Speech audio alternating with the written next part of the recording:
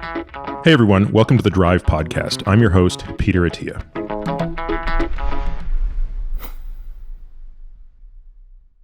Peter, welcome to another AMA. How you doing? I'm doing especially good today, actually. Yeah? What's different about today than usual? Just reflecting on 20 years almost since Napoleon Dynamite came out, and just reflecting on what an important contribution that was to mankind. If you look back at what you learned in medical school compared to what Napoleon Dynamite taught you, which do you use more on a day-to-day basis? It depends on the context, but in terms of referencing, probably Napoleon Dynamite. For today's AMA, we're talking about inflammation, and I'm trying to think, it's been a bit since I watched Napoleon Dynamite. Does that get covered in Napoleon Dynamite? I mean, I think Tina, the llama that he's got, is on a low FODMAP diet, if I recall, when he's slapping the food at her. Also, I think the talons on those chickens were large, probably due to some of the inflammatory changes in the talons. So yeah, I think indirectly there is a thread of inflammation and other very important ideas in Napoleon Dynamite. The Venn diagram of Napoleon Dynamite inflammation and what we're talking about today is quite big. And I think you know this story. I've told it before, but Bob Montgomery, who is one of the legends in the field of transplant surgery, was the head of transplant surgery at Hopkins when I was there. And he was also a huge Napoleon Dynamite fan. So back in 2005, so this is like about a year after the movie came out, we still just couldn't get enough of it. I mean, and there was this is back when you listened to CDs. So there was a Napoleon Dynamite CD soundtrack, and it was great because it had like 45 tracks on it. So all the songs from the movies, but just as importantly, all like millions of little clips of funny, actual sections of the movie. And, as is often the case, and, surgeons often are listening to music in the OR, but we only listened to that CD. So for an entire month, that CD never left the operating room, and it was just on repeat. And God bless the nurses who didn't find it as funny as we did. That was like just probably a completely annoying thing. But like we never stopped laughing at this thing. And I will say this, because people often ask if I tell this story, did it compromise the outcomes? And I will say that there was a period of 3 days when we did 13 kidney transplants. Every one of those patients had a remarkable achievement outcome. And look, 13, it's not uncommon for one of those to have a graft that goes down or something. But so we thought that there really should be a clinical trial done where you randomize patients to undergo a kidney transplant with Napoleon Dynamite soundtrack playing versus some other soundtrack. And I wouldn't be surprised if that was done, and it did produce superior outcomes. To be honest, based on some of the studies we see, it would not be the most ridiculous study that has been done. Also, Bob Montgomery, he was the person who did the first Xeno transplant of a kidney. Yeah, right? Bob's up at NYU now. Amazing guy. I'd love to get Bob on the podcast at some point. Awesome. Well, with that divergence, we are now going to move into what we're talking about, which is inflammation. And it's a topic that seems to be talked about so much online, so much in different podcasts, different things of that nature, and it is talked about in a variety of ways. It's also one we get asked about a lot, and we haven't covered it in detail before. So what we did is we pulled all the questions that we saw, and what we're going to hope to cover today is not only what is inflammation, but how do you measure it? How do you know if you have it? And most importantly, and what I think people care about the most, is what you can do about it. And so I think it'd be insanely helpful just to start off with a definition of what is inflammation, how do you define it? Because again, it seems it's defined and talked about in so many different ways that I think we almost need to set the stage early on and just be talking about how are we going to define it for the conversation today. As you know, and just for the listeners, I was almost hesitant to do this AMA because I just hate buzzwords, and inflammation is just such a buzzword that gets thrown around so much with no meaning. So on the one hand, I felt the tug of doing this as sort of a public service announcement. And on the other hand, I was like, oh my God, it's just, we're actually going to have to do a lot of heavy lifting to get people to really understand what we're talking about. And ultimately, we've decided to do that because I do think it is important. And I want to make sure people have a very clear understanding of what they're talking about and what is often, misconstrued in sort of popular circles. So let's define inflammation. So inflammation is a biological response of the immune system to defend against some sort of stimulus, usually harmful, but not always, and to eliminate the cause of injury. Now, look, as is often stated, of course, inflammation is not always bad, right? So oftentimes inflammation is essential. It is the fundamental issue for tissue repair, for the clearance of infectious pathogens. And obviously the immune response plays a very important role in that. In medical school, I think the first thing you learn about on this front is the acute inflammatory response. There's a mnemonic for what happens when you are experiencing acute inflammation, and it deals, I can't remember the mnemonic, but of course it talks about how things get red, things get swollen, things get sore, all of those things. And that, of course, results from both the injury, but also, or the infection, and also the response of the body. And then, of course, there's something that is more chronic in its nature. And truthfully, that's really where we're going to spend our time today, because I don't really think there's much to talk about as far as acute inflammation that goes well. So if acute inflammation goes unresolved and becomes chronic, then we should talk about that. But again, what we're here to really talk about today is the maladaptive side of inflammation. I think just early on it'd be also really important just to maybe double click on the difference between acute and chronic inflammation. Again, you spoke about it a little bit there, but do you maybe just kind of want to walk people through that again with the idea that we're going to focus mainly on the chronic aspect today? Yeah. So again, anybody who's had a mosquito bite or who's cut themselves knows what acute inflammation is. So again, think about a mosquito bite, right? It's going to be warm. It's going to be painful. It's going to be swollen. You might even have loss of function. And again, this is actually, for the most part, a very important aspect of healing the insult or inflammation. What we're here to talk about is chronic inflammation, which again can be something that lasts from months into years.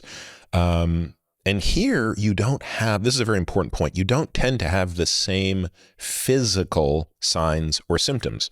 The redness, the swelling, the pain, the obvious things. And so oftentimes we think of this as low-grade inflammation. And again, it's often asymptomatic, although we'll get into some examples of maybe where it's not, for example, when it's diet-induced. But why we talk about this, of course, is the role that this plays in disease and ultimately in life. And what do we know about why acute inflammation can be good, but then it becomes bad in the sense of chronic inflammation once that acute trigger's gone? Well, as I said, so acute inflammation is essential to heal the body. So we have an innate immune system that is able to react immediately with soluble antibodies to harmful infectious pathogens, as one example. If you have injury, tissue is damaged, so damaged tissue needs to be cleared. All of these things have to happen really, really quickly and very efficiently. And anything that inhibits that process, by the way, is often quite deleterious, right? So people who have shortcomings in their immune system, especially for that type of acute stuff, are going to have significant problems. And there are, of course, certain disease states that do that. It's when inflammation becomes more chronic, even after the acute problem has resolved, or sometimes when it lingers, that it becomes maladaptive and the balance tips against the organism or the host, which is us. So a prolonged immune activation can lead to a persistent release of inflammatory cytokines or mediators. We're going to talk about a bunch of those here. And that can also damage healthy tissue. We're going to talk about something that I think people loosely understand, which is the relationship between chronic inflammation and poor metabolic health. So inflammation really becomes chronic once it's persisted for several months, but it can persist for much longer than that. And we definitely see patients who show up, and you can tell based on even their biomarkers, which we'll also discuss the utility of biomarkers and the futility of biomarkers in times, that, hey, they've been in a state of low-grade inflammation for a decade. There's simply no scenario by which I can imagine that being a good thing. You mentioned it there, but I think it'd also be worth touching on again, which is, what is the connection between chronic inflammation, aging, age-related disease that makes that ongoing inflammation so dangerous to people and something that they should really try and be aware of if it's affecting them? Well, we've certainly talked a lot on the podcast about these hallmarks of aging, these cellular hallmarks of aging, and we talk about them both as things that occur as we age. We also talk about them, by the way, as targets for geroprotection. So we talk about geroprotective drugs are drugs that don't target specific diseases, but instead target these cellular mechanisms.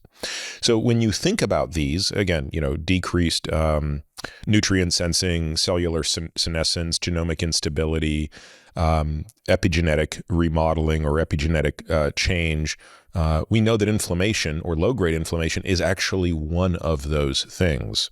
So out of the gate, we just recognize this as something that happens more with aging. We also understand that the association between chronic inflammation and the four horsemen, right? So the atherosclerotic diseases, cancer, neurodegenerative diseases, and metabolic diseases is incredibly high. Now, I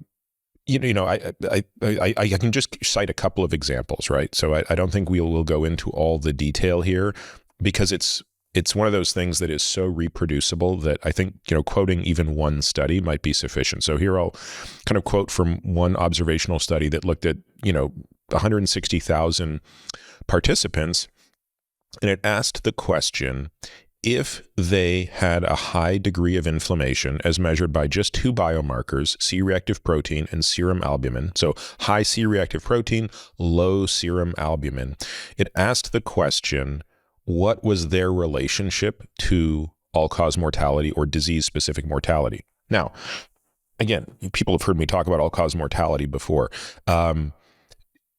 Something that increases all-cause mortality by 20% is a pretty big deal.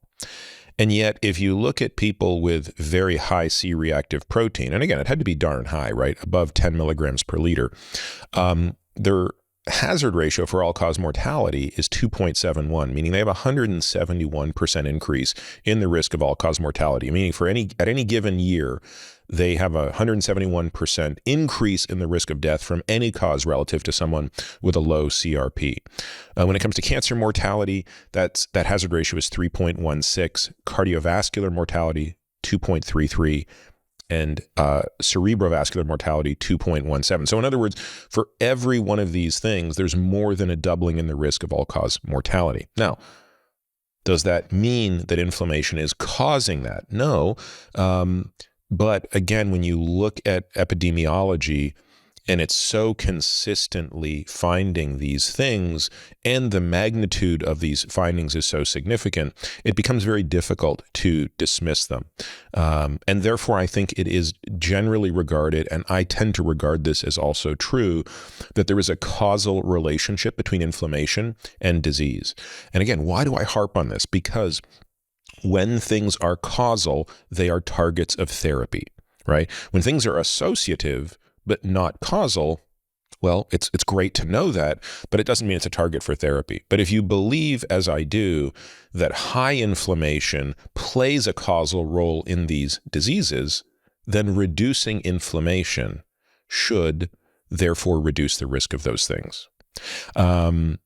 And again, I think that's true not just of those diseases, but I think it's true in diseases that extend to them, or diseases that extend from them, such as, NAFLD, which we starting to talk about more and more. Now, of course, one other way that one could go about trying to understand the role of causality here would be to try to effectively treat inflammation and see if by proxy you reduced the incidence of any of these conditions.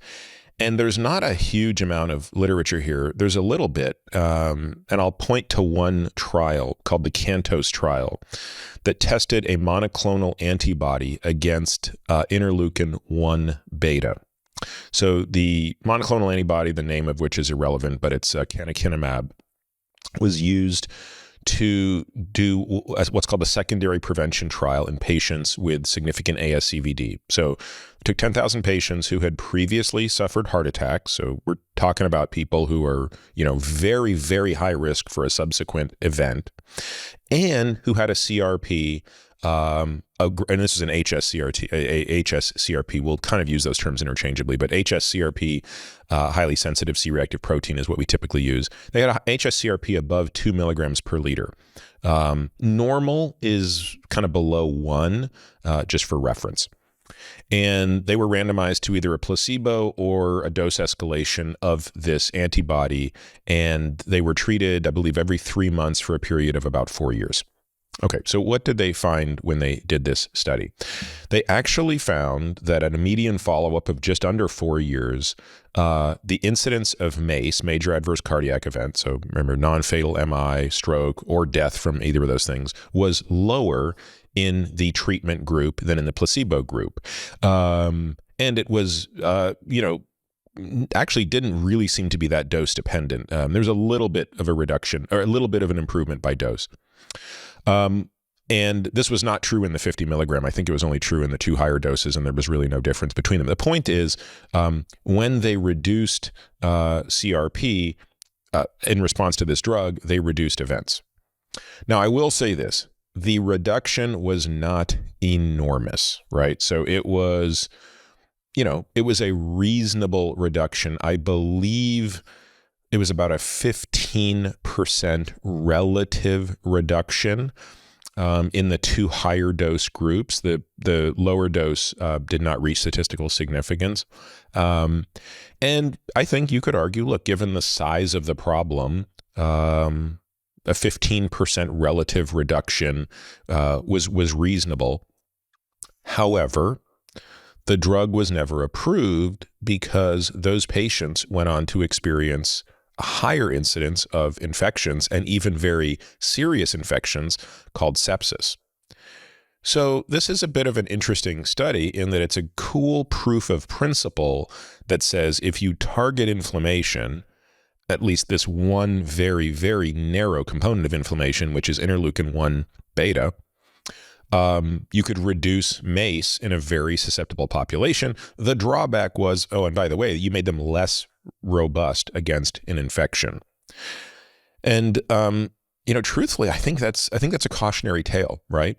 I think what that says to me is, several things, but perhaps most important is be very careful of how you target inflammation, and holistic, as much as I hate that word, holistic ways to target inflammation, which is really what we're going to talk about in this podcast, are probably the better way to go, as opposed to pharmacologic hammers that really get at, in this case, one kind of isolated pathway.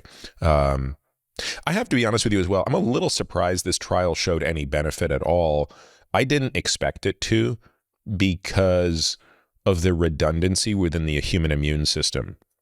In other words, if you target IL-1, it's like big deal. You've still got IL-6, IL-11, you've still got all these other cytokines. So in that sense, I'm actually kind of surprised it worked. But notwithstanding that, I think that to me at least does bolster the claim that there's causality on this side. Last kind of question on background is, when we hear inflammation talked about, we often hear it talked about in the context of obesity, fat mass, metabolic health. What do we know about the relationship between metabolic health and inflammation? Well, there's a very clear relationship between inflammation and excess adiposity that lives outside of the sub-Q space. So when you look at even small amounts of ectopic and visceral fat, that appears to promote far more inflammation than sub-Q fat. So sub-Q fat is the fat none of us like because we see it in the mirror. It's the fat that, exists under the skin and, obviously has whatever aesthetic components it has. But it's the visceral fat, it's the organ fat that we don't see that's really driving the inflammatory response we want to avoid. And that's why there's such an association, a strong association between obesity and chronic disease. It's really less about the sub-Q fat. It's just that the more sub-Q fat you have, the more likely you are to have these other stores of fat. So that relationship's not one-to-one. So that's why we have sometimes the obesity paradox where we have people who are obese, but their risk of disease seems to be normal. Those tend to be people that don't have these ectopic and visceral stores. And conversely, you have, lean people who at least on the outside look lean, but on the inside, they're quite fat. And lo and behold, their risk of disease is much higher, as is their inflammation. Moving now from kind of that background section to what people are probably curious on now is, do I have inflammation? Am I at risk for inflammation? So what do we know about someone's ability to understand if they have inflammation that they are dealing with, not in the acute sense, but again, on the chronic sense? Thank you for listening to today's sneak peek AMA episode of The Drive. If you're interested in hearing the complete version of this AMA, you'll want to become a premium member. It's extremely important to me to provide all of this content without relying on paid ads. To do this, our work is made entirely possible by our members, and in return, we offer exclusive member-only content and benefits above and beyond what is available for free. So if you want to take your knowledge of this space to the next level, it's our goal to ensure members get back much more than the price of the subscription. Premium membership includes several benefits. First, comprehensive podcast show notes that detail every topic, paper, person, and thing that we discuss in each episode. And the word on the street is nobody's show notes rival ours. Second, monthly Ask Me Anything or AMA episodes. These episodes are comprised of detailed responses to subscriber questions, typically focused on a single topic, and are designed to offer a great deal of clarity and detail on topics of special interest to our members. You'll also get access to the show notes for these episodes, of course. Third, delivery of our premium newsletter, which is put together by our dedicated team of research analysts. This newsletter covers a wide range of topics related to longevity and provides much more detail than our free weekly newsletter. Fourth, access to our private podcast feed that provides you with access to every episode, including AMAs, sans the spiel you're listening to now, and in your regular podcast feed.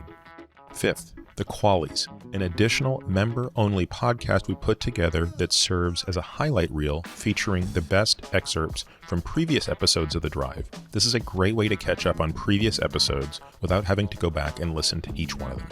And finally, other benefits that are added along the way. If you want to learn more and access these member-only benefits, you can head over to peterattiamd.com/subscribe. You can also find me on YouTube, Instagram, and Twitter, all with the handle PeterAttiaMD. You can also leave us a review on Apple Podcasts or whatever podcast player you use. This podcast is for general informational purposes only and does not constitute the practice of medicine, nursing, or other professional healthcare services, including the giving of medical advice. No doctor-patient relationship is formed. The use of this information and the materials linked to this podcast is at the user's own risk. The content on this podcast is not intended to be a substitute for professional medical advice, diagnosis, or treatment. Users should not disregard or delay in obtaining medical advice from any medical condition they have, and they should seek the assistance of their healthcare professionals for any such conditions. Finally, I take all conflicts of interest very seriously. For all of my disclosures and the companies I invest in or advise, please visit peterattiamd.com/about, where I keep an up-to-date and active list of all disclosures.